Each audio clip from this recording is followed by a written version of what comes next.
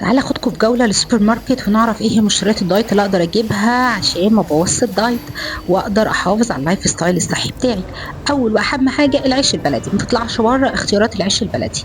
البيض اساسي معانا في اي دايت، واللي ما ياكلش بيض ما بيخسش. اللبن كامل الدسم، لا خالي ولا نص دسم ولا اي حاجة، كامل الدسم. طبعا الفول المدمس اقوى فطار الصبح.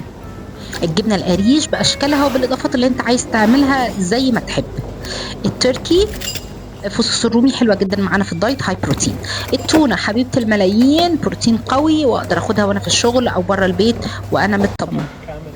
طبعا لو انا هعمل مخبوزات دي شوفان يكسب، دي الحبوب الكامله يكسب، دي ابيض لا. كمان كل انواع الخضار معانا في الدايت باشكاله بالوانه، كل ما هو خضار معانا.